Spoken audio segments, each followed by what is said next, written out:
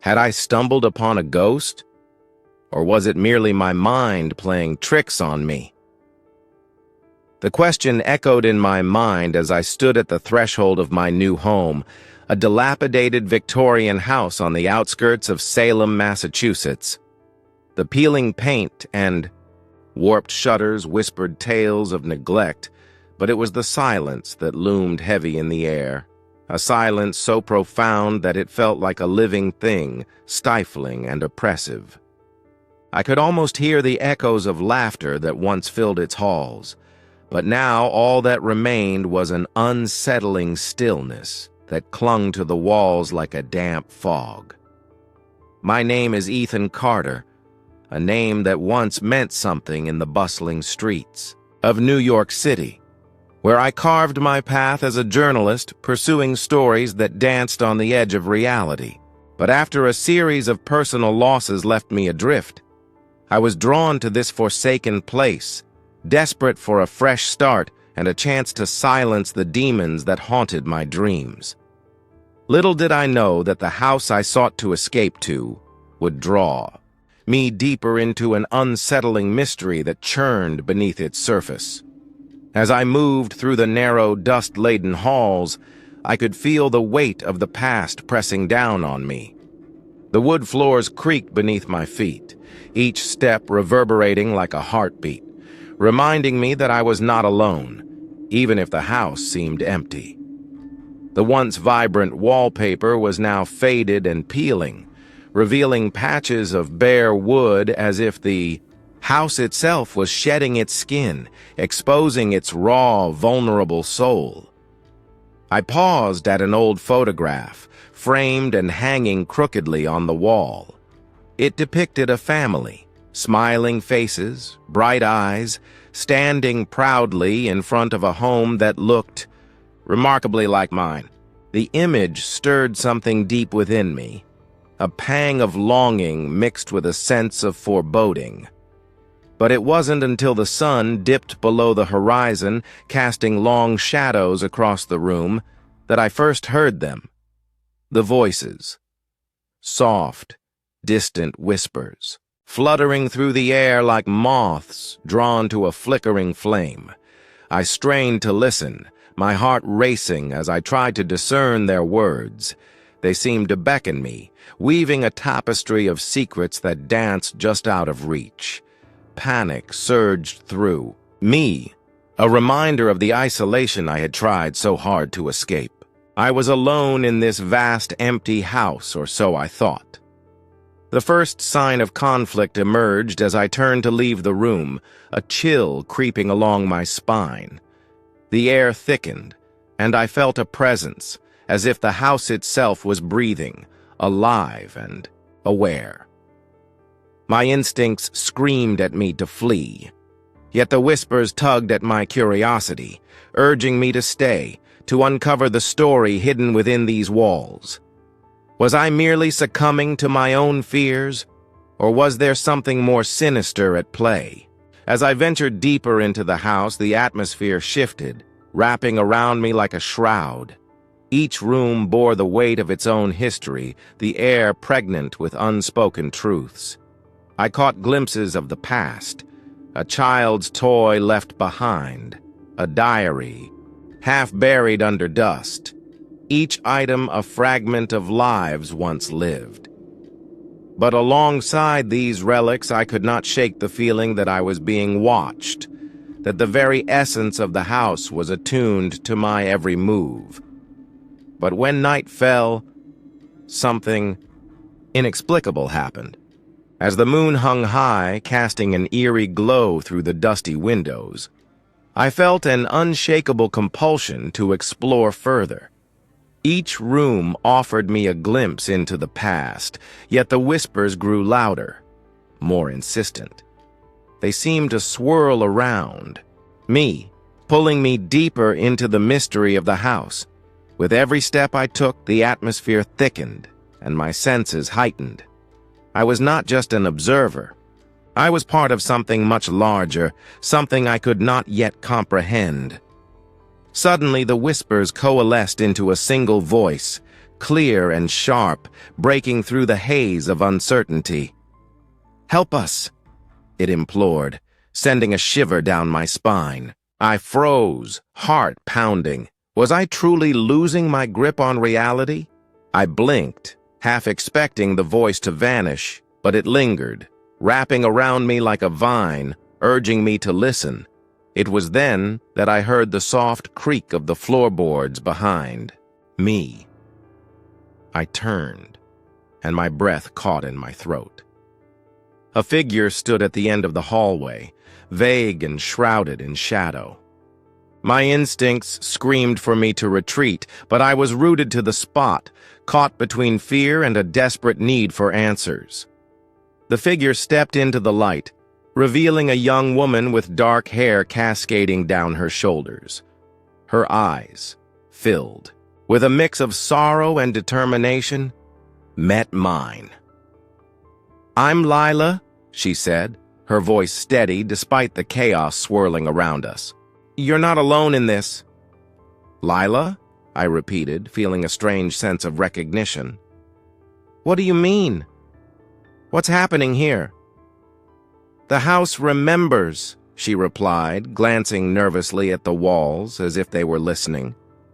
"It holds the stories of those who lived here, and it's calling out for someone to understand." Tension crackled in the air as I tried to process her words. It felt as if I had stepped into a realm where time had no hold. "But what stories? What do you need? From me?" Before she could answer, a loud bang echoed through the hallway, making us both jump. The sound reverberated through the house, a violent reminder of its age and the secrets it concealed. I could hear the whispers again, frantic, almost desperate. "We have to go," Lila urged, pulling me away from the oppressive silence that threatened to engulf us. "There are things here that you don't understand, things that can't be explained." As we hurried down the hall, I felt a wave of self-doubt wash over me. Was I truly ready to confront whatever darkness lingered within these walls? The ghosts of my past, my failures, my losses, nipped at my heels, begging for acknowledgement. I couldn't hide from them anymore. But could I confront them alongside the specters of this house? We entered a room that felt different, charged with energy, as if it had been preserved in a moment of panic. An old table lay in the center, covered with dusty trinkets and a flickering candle that cast dancing shadows across the walls. On the wall hung a portrait that sent a jolt through me. It was the same family from the photograph I had seen earlier, but now their expressions were marred with anguish. "That's my family," Lila said, her voice trembling. "They didn't just leave, they were taken." "Taken?" I echoed, the weight of her words settling heavily on my chest. "They were trapped by the darkness that haunts this place," she continued, her eyes glistening with unshed tears. "And now it wants you too." The air thickened, and I felt the presence of something sinister lurking just out of sight. I could no longer rely on rational explanations. The walls seemed to pulse with life, and the voices swelled, growing louder and more chaotic. My heart raced, caught in a whirlwind of confusion and fear, but just as I was about to voice my fears, the candle flickered violently, and the shadows coalesced into a figure, a woman, her face twisted in anguish, her eyes pleading. I stepped back, the chill of panic gripping me. "Help us!" she cried, and I realized I was standing at the precipice of a mystery far deeper than I had imagined, intertwined with the threads of my own haunted past. What was I willing to lose to unravel the truth? As the shadows closed in, I knew one thing. I was no longer alone, but I was still very much in danger. I stood frozen, the woman's pleading gaze piercing through the shadows. "Help us," she repeated, her voice echoing in my mind. Suddenly, a surge of memories flooded back. Images of my childhood home, a place I had fled from long ago, filled with echoes of anger and despair. My heart raced as I realized that I was not only a visitor in this house, but somehow tied to its tragic history. "What do you want from me?" I managed to whisper, my voice barely audible above the cacophony of whispers that now swirled around us. The figure's expression shifted, morphing from desperation to a flicker of recognition. "You know," the woman said, her voice transforming into something almost familiar. "You can feel it, can't you? The weight of the past." As her words settled in, a wave of disorientation washed over me. My childhood memories, my mother's frantic cries, my father's silence, were intertwined with the stories Lila had just shared. I took a step back, my mind racing. How could this be? I had thought. I had buried those memories, locked them away. But here they were, rising to the surface, demanding my attention. "I don't belong here," I stammered, the walls closing in on me. "This isn't my fight." Lila stepped closer, her presence steadying me. "But it is. You were drawn here for a reason. The darkness feeds on your fears. It wants you to forget." Suddenly the room dimmed, the shadows elongating, creeping closer as if they had a life of their own. The woman's expression twisted in agony. "You must break the cycle," she said. "You must confront what you've hidden." A realization struck me like lightning. The darkness wasn't just here. It was within me, rooted in my past traumas. I had spent years running from my own demons, and now they were manifesting in this haunted house. "No," I said, shaking my head violently. "I can't face them. The shadows surged forward, engulfing the room, and I felt an overwhelming force dragging me down, memories flashing before my eyes. I saw my mother, her face clouded with sorrow, the day she had locked herself in her room, too consumed by grief to notice me. I saw my father's distant gaze, the way he had turned away from the chaos, leaving me alone in a turbulent world. "That's it!" Lila shouted, her voice piercing through the chaos. "You have to remember, your pain is the key!" In that moment, the woman's form flickered, and I realized she was not just a victim of this house, but also a reflection of my own struggles. I was staring into a mirror of my past, the pain and darkness that had shaped me now threatening to consume us both. The figure faded, leaving me breathless, and I felt the ground beneath me shift. I was teetering on the edge of understanding, and the whispers grew louder, urging me to confront my own buried truths. "Help us," I murmured, understanding now that I had a choice to make. But the weight of my past loomed large, and as the shadows closed in, I knew I had to decide. Would I face the darkness that threatened to swallow me whole, or would I allow it to take Lila and the others? As I stood there, heart racing and breath shallow, I felt the energy shift once more. The walls seemed to pulse with a new urgency, and I could sense that the house was growing impatient, waiting for me to act, to choose, to confront the darkness within myself. The echoes of my past were calling, and I had to answer. I steadied my breath, heart pounding in my chest as the shadows coiled around me. The air thickened with tension, and I could feel the weight of every decision I had ever made pressing down like a heavy shroud. "Help us," I whispered again. But this time, it felt like a promise I'd made to myself. The whispers grew in intensity, a cacophony of voices echoing my fears and regrets. I clenched my fists, trying to ground myself. It was time to confront the agony I had buried deep. I could feel Lila's presence beside me, urging me on, her eyes shining with a fierce determination. "You have to do this. You're stronger than the darkness." But would I be? The shadows writhed, and a chilling wind swept through the room, as if the house itself was warning me. I could see the woman's face again, a distorted reflection of my own pain. "You must remember," she pleaded, her voice trembling. Suddenly the room shifted, and I was thrown into a whirlwind of memories. I was back in my childhood home, standing in the living room as the arguments between my parents erupted like a storm.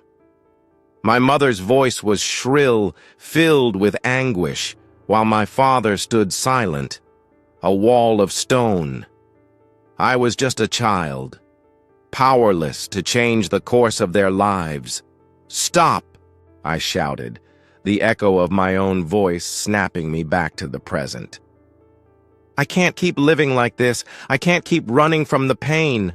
The shadows recoiled, and for a fleeting moment, I felt a surge of clarity. I turned to Lila, desperate for her support. "What if I can't do it? What if I can't face them?" She stepped forward, her gaze unwavering. "You're not alone. You have to channel that pain into strength. Remember, this darkness feeds on your fear. If you confront it, you can free not just yourself, but everyone trapped here." I hesitated, but then looked back at the woman, whose pleading eyes flickered with hope. The shadows began to swirl faster, threatening to consume me. "This is my past," I declared, my voice rising above the chaos. "It doesn't define me. I can break this cycle." As I shouted, I felt a surge of energy course through me. I reached deep within, pulling forth every ounce of hurt, every memory that had haunted me. The air crackled with tension as the darkness surged in response, a beast enraged by my defiance. "Face it," Lila urged, her voice cutting through the clamor. "You have the power to change everything." With a surge of determination, I stepped into the shadows. I felt their cold tendrils grasping at me, but I pushed through, confronting the memories of my parents' pain. "I forgive you," I cried out, my voice breaking. "But I won't let you control me anymore."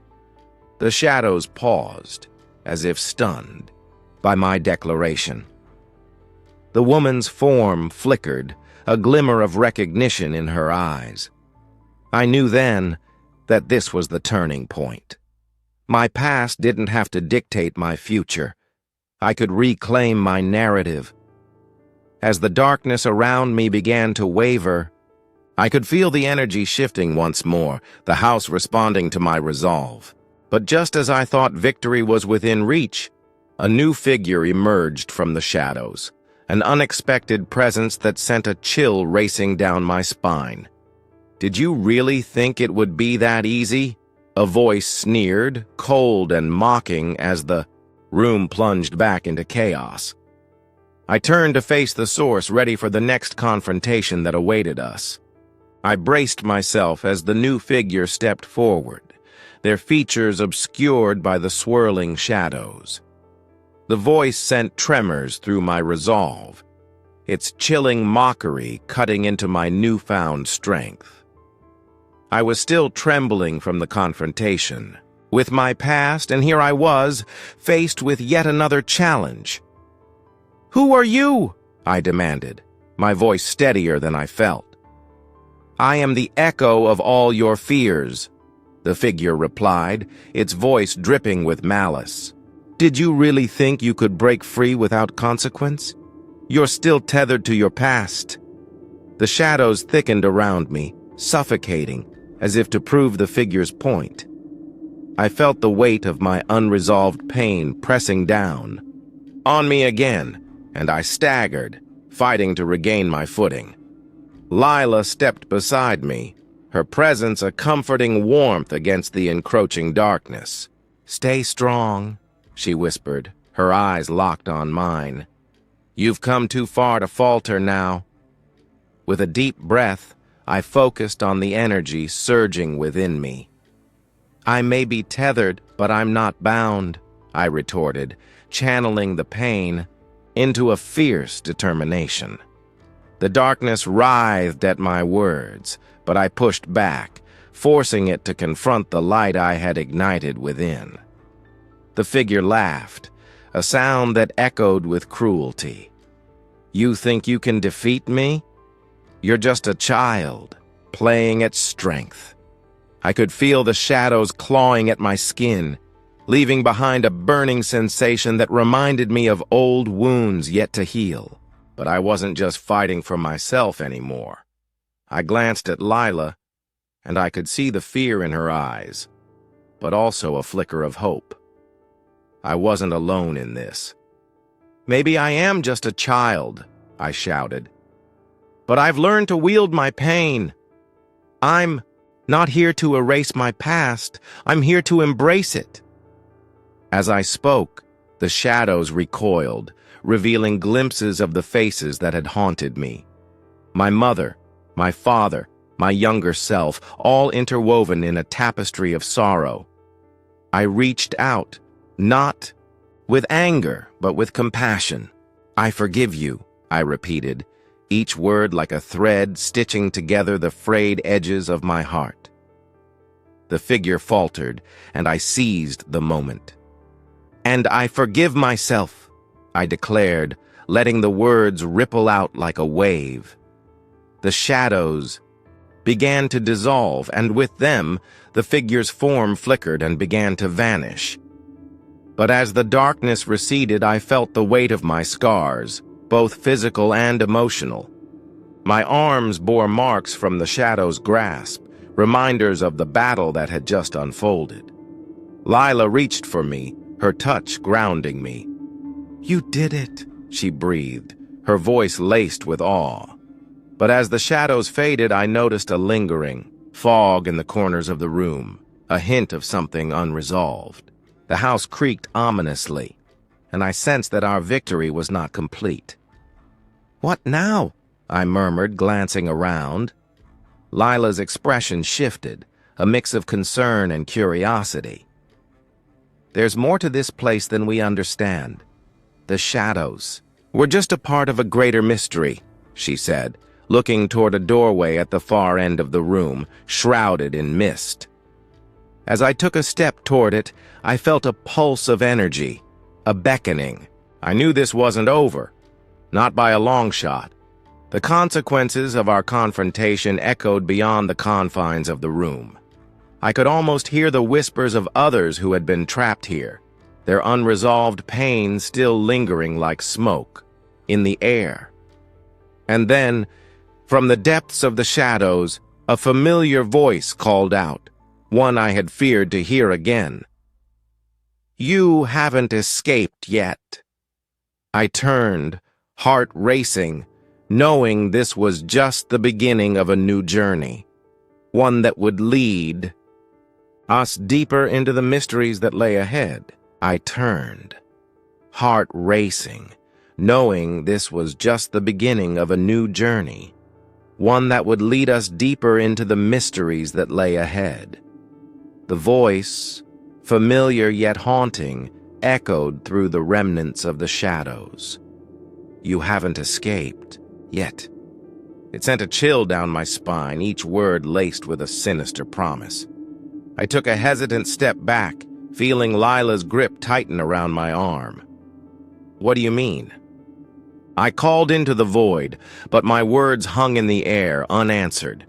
From the depths of the mist emerged the specter of my past, a twisted reflection of what I had tried so hard to leave behind. It was not just a voice. It was a presence, a manifestation of every regret and every choice I had ever made. "You think you've conquered your fears, but they've only retreated to gnaw at your soul. it murmured, its tone dripping with malice. A cold sweat enveloped me as I realized the truth in its words. The shadows had merely withdrawn to gather strength, waiting for the perfect moment to strike. I felt the room tilt, the air thickening with despair. Suddenly, Lila gasped, her eyes wide with horror. "Look!" she cried, pointing toward the main doorway. The mist coalesced into forms, faces I recognized, people I had wronged, those I had lost. They stared back at me, their expressions a kaleidoscope of torment and accusation. In that moment, dread consumed me. I had thought I could embrace my past, but all I had done was awaken the darkness. "We have to get out of here," I shouted. But the shadows surged forward, blocking our path to freedom. As I turned to flee, the ground beneath us trembled, and the figure spoke one last time, its voice a whisper that echoed in my mind. "You can never escape what you truly are." The walls of the house began to close in, and I felt the suffocating grip of the shadows tightening around my throat, dragging me back into the abyss I thought I had conquered. And in that terrifying moment, I realized the truth. I was not just facing my fears, I was becoming them. The darkness enveloped me, and I screamed, but the sound was swallowed, leaving only the hollow echo of my own despair. If you enjoyed this story, don't forget to like and subscribe to the channel for more stories like this. Share with your friends so they can also embark on this mystery-filled adventure. Leave a comment below telling us your favorite part or what kind of ending you'd like to see in a future story.